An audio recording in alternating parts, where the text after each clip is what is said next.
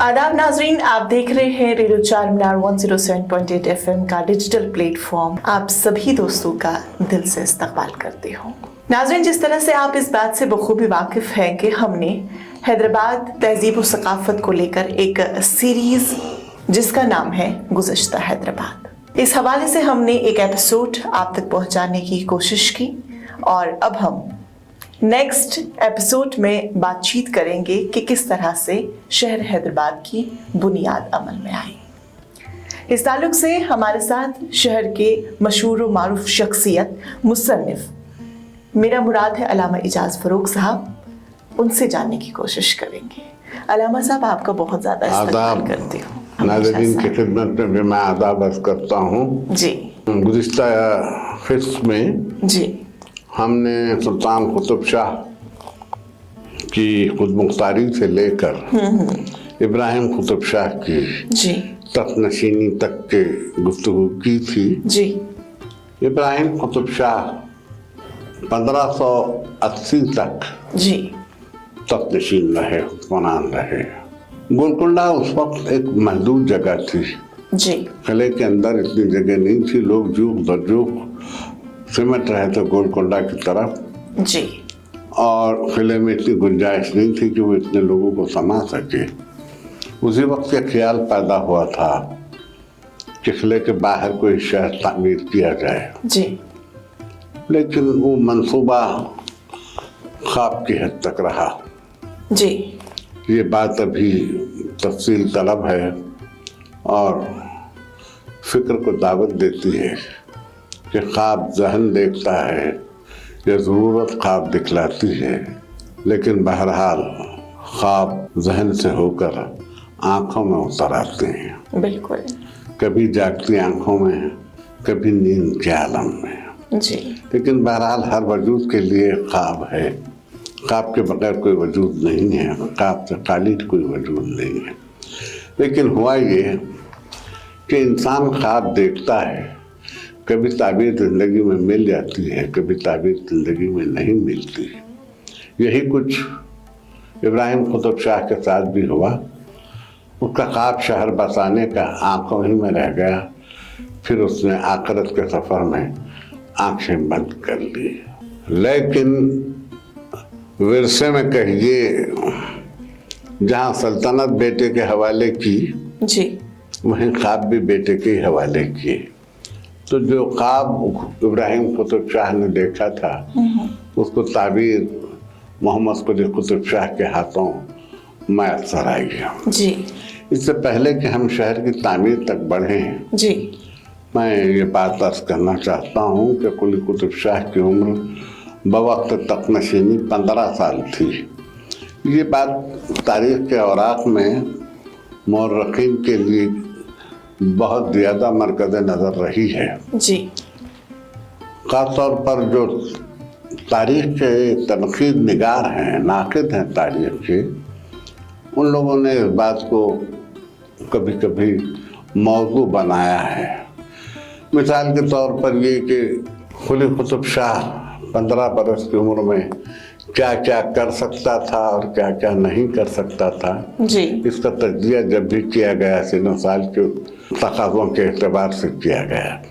लेकिन मैं आज नाज़रीन को ये बतलाना चाहता हूँ कि सिनो साल का इतलाक़ ज़हनी इंतख़ाब पे होता है। शहज़ादों के सिनो साल को वक्त के पैमानों में नहीं नापा जा सकता, इसलिए कि जो सहूलतें उनको मैसर आती हैं और जो माहौल उनके अतराफ में होता है, वो माहौल उसकी शख्सी तरबियत में बहुत बड़ा किरदार अदा करता है। बिल्कुल। ये बात यहाँ भी हुई। इब्राहिम कुतुब शाह का इंतकाल जैसे ही हुआ, सल्तनत के बेहिखाहों ने, जो सल्तनत के लिए अच्छी सोच रखते थे, उन लोगों ने बिला इंतज़ार, जी, फौरन मोहम्मद कुतुब शाह की तख्त नशीनी का ऐलान कर दिया। जी। हुकूमतें बादशाह चलाते तो हैं, लेकिन बादशाह से ज़्यादा उनके मुशीर चलाते हैं। सही बात। मोहम्मद कुतुब शाह को उस वक्त इत्तेफाक से एक बहुत अच्छे मुशीर मैसर थे। जी। उनका नाम था मीर मोहम्मद मोमिन साहब। जी बिल्कुल। अख्तराबादी हैं वो, जी ईरान के शहर अख्तराबाद के हैं, हिंदुस्तान आ गए थे। तो फिर वो कुतुब शाहों से वाबस्ता हो गए जी और कुतुब शाहों ने भी उनके खूब कदर अफजाई की। शायद ये बात मैं भूल जाऊं, इसलिए मैं थोड़ा सा मौजू से हट के इस बात को अभी अर्ज कर देना पसंद करता हूँ जी कि जब दुनिया भर में कहीं जमीन तंग हुई, रोजगार के मसाइल हो गए या फिर कोई और बात हो गई सियासी मजहबी इस किस्म की, जब लोगों को अपनी जमीन तंग नजर आई तो उन्होंने हिंदुस्तान का रुख किया। जी ये बात आप तारीख के औराक से देख लीजिए, ये चूँकि मेरे मौजू में नहीं है, लिहाजा मैं गुफ्तगू को मेरे दानिश्वर और पढ़े लिखे अफराद के हवाले कर रहा हूँ।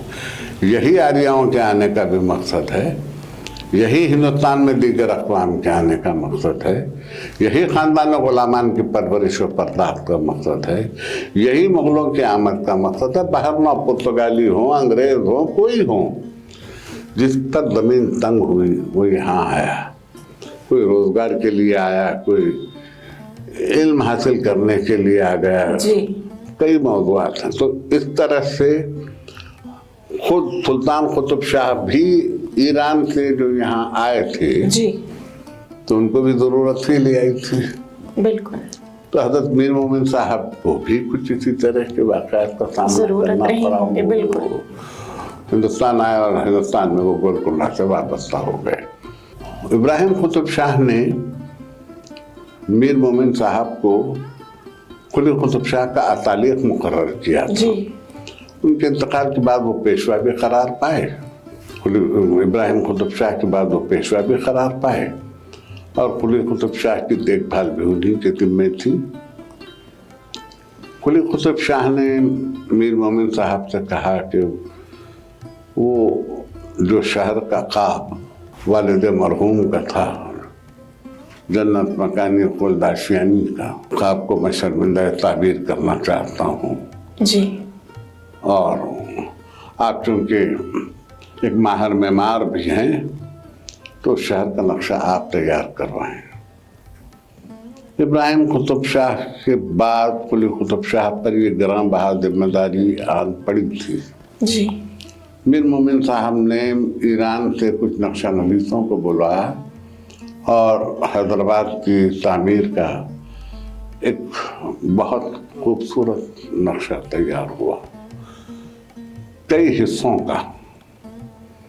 और अब मैं उस जुलूस की तफसीलात तो आपसे क्या अर्ज करूं, वक्त कीमती है, गुजरता चला जाएगा। लेकिन जब वक्त आया, नजूमियों ने, काहिनों ने जब ये देख के कहा कि ये साथ मुबारक हो, मुनासिब है कि जब शहर की बुनियाद रखी जाए, तब एक बहुत बड़ा जुलूस वहाँ से चला। आगे आगे लकीब आवाज़ देता हुआ, आवाम को खबरदार करता हुआ कि किसकी सवारी आ रही है। जी उसके पीछे एक हाथी अलम लिए हुए, अलम निशान को कहते हैं, जी जी उसके पीछे एक हाथी माही मरातिब, ये लफ्ज़ आप ऐसे सुन लीजिए, दक्कन में ये लफ्ज़ ऐसे ही कहा जाता है जी लेकिन वो सही लफ्ज़ है अब महर ताबा माही, यानी सूरज से लेकर समंदर की मछली तक की हुकूमत कायम रहे। जी तो उसका जो चक्र होता है सामने, उसको ये कहते हैं वो। और उसके पीछे बादशाह का सजा हुआ हाथी, हौदश सोने की, उसका क्या है चतरे दर, कुली कुतुब शाह उसमें फरोकश, उसके पीछे पेशवा सल्तनत हाथी पर, एक और हाथी पर मेरी मुराद, जी जी उसके पीछे शाही ख़ानदान के अफराद अपने अपने हाथियों पर, उसके पीछे शुतर सवार फौज, शुतर से मेरी मुराद ऊँट, ऊँट से, उसके पीछे घुड़सवार दस्ते, पहलू में नक्कारे मृदंग, साजो सामान, शहनाइयाँ, नौबत, नफीरी, बहरहाल के जुलूस खिले मोहल्ला से उस जगह पहुंचा जी जहां आज चार मीनार है। जी और चार मीनार के शुमाल मशरिक में एक बड़ा शामियाना, चार मीनार से मेरा मतलब उस वक्त चार मीनार था नहीं, लेकिन उस मकाम पर पहुंचा जहाँ चार मीनार वाक़ है, उसके शुमाल मशरिकी हिस्से में एक बहुत बड़ा शामियाना लगाया गया है। शामियाना तो शाहजहां का था लाल किले में, जी उसे दल बादल कहते थे। जब वक्त आएगा मैं आपसे उस शामियाने की भी तफसील अर्ज करूंगा जरूर। लेकिन यहाँ भी जो शामियाना लगाया गया था उसके डंडे चांदी के थे और उसके ऊपर जो छत बनाई गई थी जरदोजी के साथ सोने और चांदी के तारों से बनी हुई नक्शे व निगार, उसके बीच में बिल्कुल वसत में एक तख्त रखा गया था जिस पर सुल्तान रौनक अफरोज हुए। इजाजत पाकर पेशवा ने नक्शा नवीसों को बुलाया और एक एक नक्शा पेश किया। कहा हुजूर आपने जिस इमारत की तामीर का इरादा किया था कि मरकज में एक इमारत बनेगी वो यही मकाम है। क्या बात है। 60 फीट तूल और 60 फीट अर्ज के मुरब्बा पर ये इमारत तामीर होगी। 36 फीट के अर्ज की कमाने होंगी, कमाने बुलंद होंगी, उनकी बुलंदी 60 फीट होगी। इमारत 160 फीट की होगी। 146 सीढ़ियां तय करके इमारत के मीनार तक पहुंचा जा सकेगा, लेकिन इसकी पहली मंजिल पर एक मस्जिद होगी जी, जिसकी 5 कमाने होंगी, जिसके 45 मुसल्ले होंगे और सूए मशरिक क़िबला के बिल्कुल मुकाबिल में मशरिक़ी शम्स में एक गुंबद होगी। उस गुंबद में खड़े होकर मुअज्जिन अज़ान देगा जी और नमाजी नमाज पढ़ेंगे। लेकिन हुजूर साथ ही मैंने तालिब इल्मों के क़ियाम का भी एहतमाम किया है कि ये मस्जिद भी हो और मदरसा भी साथ में। आज तक कभी आप और नाज़रीन चार मीनार तशरीफ ले जाएं तो देखेंगे कि ऊपर बड़ी खूबसूरत मस्जिद बनी 45 मुसल्ले हैं, 5 कमाने हैं। बिल्कुल, वो अलग बात है कि आज उसमें नमाज अदा नहीं की जा रही है। इसको वक्त कहते हैं। बिल्कुल, इसको वक्त कहते हैं। जब खुदा का घर बन जाता है तो वो क़यामत तक बाकी रहता है। बिल्कुल। इनकलाबात तो यूं भी देखे गए कि जो मस्जिदें बनी थी ज़मीन दोस्त कर दी गई, लेकिन ज़मीन दोस्त कर देने से कुछ होता नहीं है। जहाँ बुनियाद रखी गई वो ख़त तहत-ओ-सरा से अर्श तक जाता है। वक्त इनकलाब आते रहते हैं, चीज़ें चलती रहती हैं। आपको खबर नहीं, इंसान नमाज पढ़ते नहीं हैं, ये बात तो आपने अपनी आंखों से देखी है तो आप कह रही हैं, लेकिन सिर्फ एक इंसान ही तो मखलूक नहीं है खुदा की इबादत करने वाली। बिल्कुल सही बात। इबादत तो जारी और सारी है, कोई और मखलूक कर रही होगी जिसका हमको पता नहीं, बाहर हो। उसके बाद पेशवा ने शुमाल मशरक़ी नक्शा पेश किया जी। का हुजूर यहाँ शाही ख़ानदान के लिए रिहायशी इमारतें होंगी। बादशाह ने कहा तफसील बयान हो तो फरमाया यहाँ साजन महल होगा जी, ये लाखन महल होगा, ये दाद महल होगा, ये चंदन महल होगा, ये नादी महल होगा। ये महल अभी तो नहीं, लेकिन शहर के आबाद होने के चंद सालों बाद बनाया जाएगा। इसका नाम होगा खुदाबाद महल। जी जी। पता नहीं वक्त ने क्या क्या दिखाया। खुद खुशबशाह ने मुस्कुरा के पूछा, पेशवा जी ये इतने महल कहाँ हुजूर? जब आप फरियाद सुनेंगे फरियादियों की जी, फरियाद रसी को आएंगे वो, तो आप इस महल से सुनेंगे जिसे मैं दाद महल कह रहा हूँ। जी। वहीं से तो बेदात को दाद दी दाद दी जाती है। जाएगी। ये लाखन महल हुजूर का खजाना रहेगा, जी खजाना आमरा है, इसी में आमला भी होगा। ये नादी महल रूद मूसा के किनारे होगा, जी यहाँ से आप तफरीश कर सकेंगे, वहाँ से नदी का खूबसूरत नज़ारा भी देख सकेंगे, और जब बहाव हो उसमें तो आप उसमें सैर भी कर सकते हैं कश्ती से। क्या बात साजन महल है। सिर्फ महलात के लिए है, चंदन महल आपके शौक के लिए है। जी जब ये तफसीलात सारी बयान की जा चुकी तो कहा कुछ और, तो कहा हाँ शुमाल मगरबी हिस्से में तमाम रईसों और अमीरों के महल होंगे। फिर कहा रियाया का हुजूर 12,000 मोहल्ले आबाद होंगे, क्या बात है। और इसमें हर तबके के लोग, जी हर पेशे के लोग, हर ज़ौक़ के लोग बिला इम्तियाज़ मजहब व मिल्लत यहाँ क़याम कर सकेंगे। क्या इसीलिए तो मैं कहता हूँ कि हैदराबाद एक ऐसा शहर है कि जहाँ बाग और कबूतर का एक ही आशियाना था।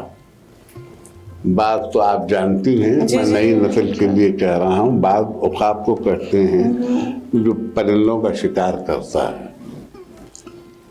कबूतर तो है ही परिंदा, तो कहने वाले ने ये मिसरा कह दिया कि बादो कबूतर का एक आशियाना हुआ, मतलब दोनों मिलजुल के रहते थे, शेखो बरहमन का झगड़ा ही नहीं था हैदराबाद में। ये बात थी हैदराबाद में कि कभी यहाँ शेखो बरहमन का झगड़ा नहीं रहा। शेख अपने आप में मसरूफ, ब्राह्मण अपनी जुन्नार में मस्त। जी और इस तरह से हैदराबाद कल भी यूं ही था।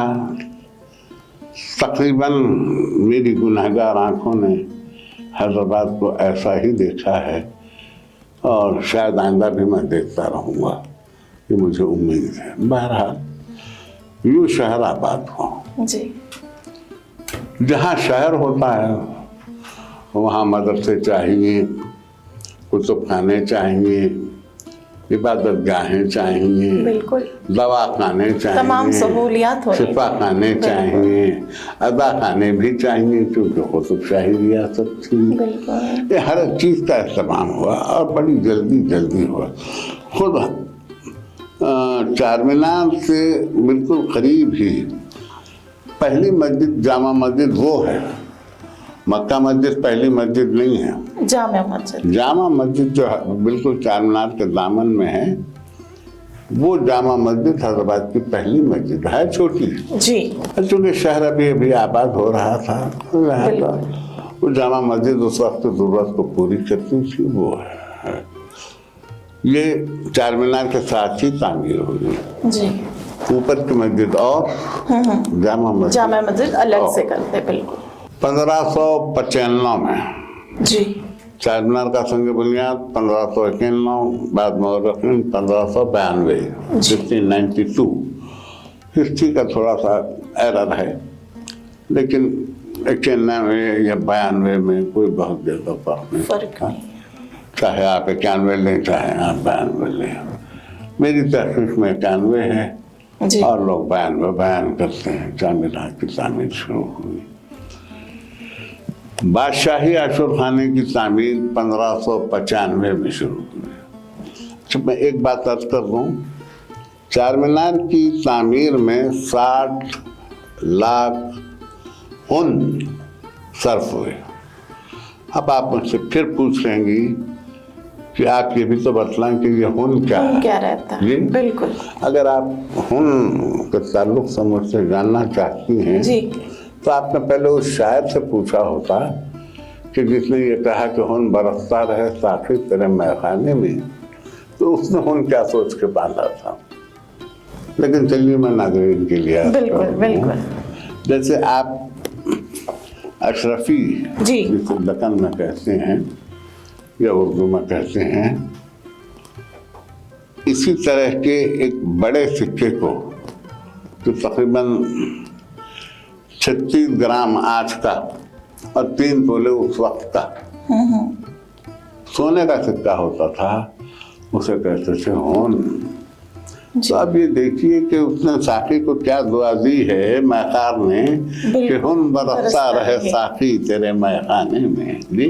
बिल्कुल तो ये कुतुब शाही दौर के सिक्के का इस्तेमाल उर्दू शायरी में यूं भी हुआ है। बिल्कुल ऐसा हुन तो 60 लाख हुन इस्तेमाल हुए, खर्च हुए चार मीनार की तामीर में।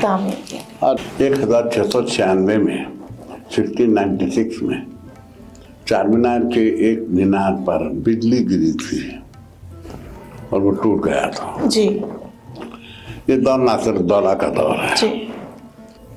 उन्होंने उसकी फिर अफसराना तामीर करवाई